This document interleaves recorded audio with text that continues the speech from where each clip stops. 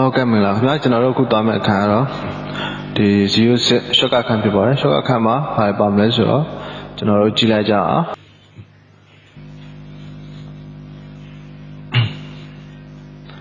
ok đó thì thế mà bài xin mới rồi cho nó file menu gì mà file menu ở đó còn nếu khó là khá control A vào nó control A đã phải tự khúc khó close cho đó control W vào close tab như vậy mình sẽ control order W same mà cho đó control shift S vào nó control shift S có sẽ đó cho nó đi mà bài layer vào nó layer comment solution new layer solution control shift anh này là new layer bỏ lại now we are create clipping mask order control G bà lấy rồi cho đi nhàပြန်ကြည့်မယ် new layer background ကို click နှစ်ချက်နှိပ်လိုက်ပါပြီးတော့ rectangle လေးတစ်ခုဆွဲပါ rectangle ဒီမှာ rectangle sorry ကျွန်တော်အဲ့ဒါ rectangle ပဲခေါ်တယ်ဟုတ်နော် rectangle လေးတစ်ခုဆွဲပါ shortcut ကိုဝိုင်းလိုက်ပါကျွန်တော်တို့ကဒီ shortcut ကိုပဲမြင်ချင်တယ်ဗျာအဲ့တော့သူက mask ဆိုတာဖုံးအုပ်တာနော် clipping mask ဆိုတာ click လုပ်ပြီးတော့ဖုံးအုပ်တာအဲ့တော့ဒီ rectangle လေးအောက်ကိုလေးချပစ်လိုက်ပါဒီ rectangle ကအောက်ရောက်သွားပြီဒီ shortcut လေးကအပေါ်ကနော် rectangle လေးကအောက်မှာအဲ့တော့ဒီ shortcut ပဲကျွန်တော်တို့မြင်ချင်တယ်ဆိုတော့ तू ကအဲ့အခါကျလို့ရှိရင်ဒီက clipping mask ကို order control G ကိုနှိပ်လိုက်လို့ရှိရင် shortcut လေးတစ်ခုမြင်တယ်ဘာဖြစ်သွားလို့လဲဆိုတော့အကြံတဲ့နေရာတစ်ခုလုံးကိုဖုံးအုပ်သွားလိုက်တယ်ဒီ rectangle အောက်ကဆွဲထားတဲ့နေရာတစ်ခုလောက်ကိုပဲကြာငယ်တဲ့အတွက်ကြောင့်နော်အဲ့ဒီ clipping mask ကအလိုလုပ်တာပါနော်အဲ့ control order Z နဲ့နောက်ဆုံးမယ်နောက်တစ်ခုကဒီ group layer ဆိုတာ layer တွေကို group ဖွဲ့တာဒီထဲမှာထပ်ပြီးတော့လို့ဆွဲလိုက်အဝိုင်းလေးတွေဆွဲလိုက်အဲ့ဒါလေးတောင်လေးတွေဆွဲလိုက်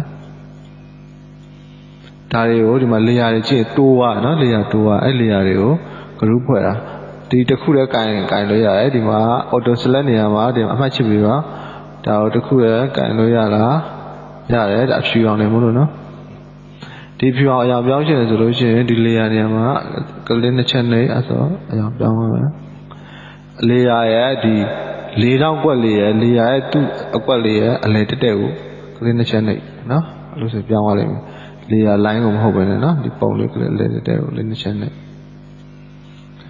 layer ဒီနေရာမဟုတ်နော်ဒီနေရာမဟုတ်ဒီပုံ rectangle ပေါ်နေ layer ထဲမှာ rectangle ပေါ်ဆို rectangle အဝိုင်းဆိုအဝိုင်းလေးပေါ်တဲ့နေရာအလဲတက်ကိုလိုက်လာလို့ရှိရင်လို့လေးပေါ်လာအယောင်ဖြည့်လာပါနော်အဲ့ဒါကိုခုလုံးကို selection ပေးလို့ဆိုရင် click တစ်ချက်နဲ့ shift ကိုဖြည့်ဒီလိုပဲနောက်ပြီးတော့ control G လို့ရင်အုပ်စုလိုက်ကြည့်သူတို့ကို group layer ဖြစ်သွားတယ်နော်အဲ့တော့ control G ပြန်ဖြတ်မယ်ဆိုလို့ရှိရင် control shift G တခုချင်း layer ဖြစ်သွားတယ်အကုန်လုံးကိုပေါင်းမယ်အသေးပေါင်းပလိုက်မယ်ဆိုလို့ရှိရင် control select ဒီ layer နဲ့တွားပြီးတော့ select နဲ့ layer shift ကိုဖိပြီးတော့ပေါ်ထိဘယ်လို select ပေးလိုက်လို့ရှိရင်လည်းရတယ်ပြီးတော့ control E ဆိုလို့ရှိရင် layer တွေအကုန်လုံးပေါင်းသွားတယ်ဘယ်မှာကြည့်လိုက်ပါ layer နေရာမှာကြည့်လိုက်ပါသူကအဓိက layer လိုက်ကြည့်နော် layer နေရာသဘောပေါက်အောင်အဲ့ဆိုလို့ရှိရင်အကုန်လုံးပေါင်းသွားတယ်နော်ပေါင်းသွားတဲ့ကြောင့်ဒီကောင်ကတစ်ခုလေးဖြစ်သွား visible mesh ရှိရ control ရ E ရ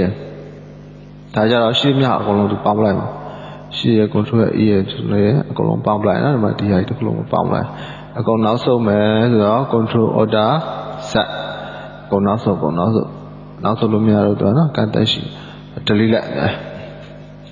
control Z ဆိုလို့ရှိရင်တစ်ဆင့်နောက်ဆုံးတာ step back ခေါ်တစ်ဆင့်နောက်ဆိုလို့ရှိရင် control order Z ဖြတ်မယ်ဆိုလို့ရှိရင်ကျွန်တော်တို့ကဒီနေရာကို shortcut နေရာကိုဖြတ်ထုတ်လိုက်မယ်ဆိုလို့ရှိရင် control S ကိုကျွန်တော်လိုက်ဒီနေရာပေါက်သွားမယ်နော်နောက်ပြီးတော့ control C copy ကို control C selection ပေးမှရမယ်နော် control C control V sorry control C control V ဆိုလို့ရှိရင် shortcut ကိုမှရွှေ့လို့ရတယ်သူက control V ဆိုတာက copy ကိုပြီးတော့ paste လုပ်တာနောက်ပြီး fail လုပ်မယ်ဆိုရင် control order ဆက်ပြန်လို့ fail လုပ်မယ်ဆိုလို့ရှိရင် share file ကိုနှိပ် F5 ကိုနှိပ်တဲ့အခါမှာ function key ပြီးတော့ကြောင့် laptop မှာဆိုလို့ရှိရင် F5 ကိုနှိပ်ပြရအောင်မယ် F5 ကိုနှိပ်ပြီးတော့ background color ကပါရအောင်လဲအဖြူအောင်ဆိုတော့ကြောင့်အဲ့ဒီနေရာမှာအဖြူအောင်ဖြစ်သွားလိမ့်မယ်အဲ့လိုနော်အရောင်ဖြည့်တာအရောင်ဖြည့်လို့ရှိရင် selection ပေးရမယ် transform ဆိုတာ control T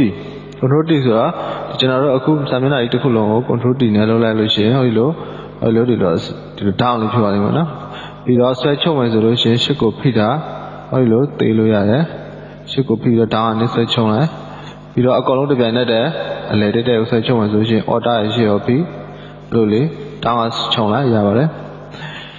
ဇုံးin ဇုံးအောက်ဒီကျွန်တော်ကြည့်နေတာဇုံးin ဇုံးအောက်အဲ့တော့ဗာလဲဆိုတော့ control ရဲ့ plug ကိုလည်းဇုံကြည့်မသိဘူး control minor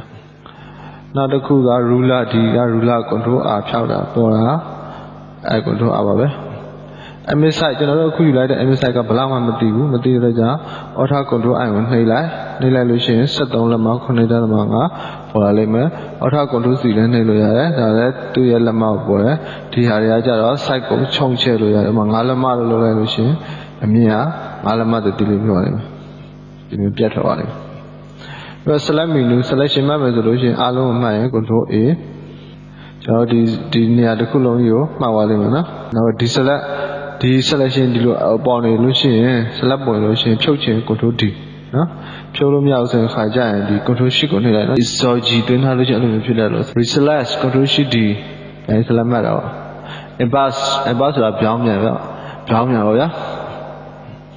ဘယ်လိုပြောင်းပြန်လဲဆိုတော့ဒီနေရာလောက်ကို select မှတ်လိုက်မယ်ပြောင်းပြန်မှတ်မယ်ဆိုတော့ဒီနေရာကလွယ်ပြီးကျန်တဲ့နေရာအကုန်လုံးပြောင်းပြန်မှတ်မယ်အဲ့တော့ဘယ်လိုလုပ်မလဲဆိုတော့ control ရဲ့ရှိရဲ့ I နဲ့control ရှိ I အဲ့ဆိုတော့ဒီနေရာကွက်ပြီးတော့အကုန်လုံးပြောင်းပြန်ဖြစ်သွားတယ်။ delete ကိုနှိပ်လိုက်ပုံပြတ်နော်။ file layer ရှိ control F ပေါ့နော်။ရှိ control F layer ရှာမှာပေါ့လေ။ရှိ control order F ဒီမှာ layer ဘောင်းကပေါ်လာနော်ဒီနေရာမှာဘာ layer လဲဆိုလို့ရှိရင် black လို့ရတယ်။ okay black အဲ့ဒီနေရာ black layer အဲ့ဒါလည်း CK black ဆို black layer တခုလည်းပေါ်လာလိမ့်မယ်ဒီနားမှာ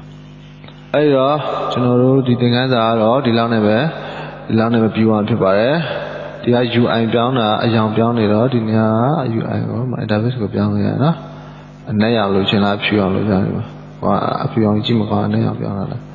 အဲ့ဒါစေ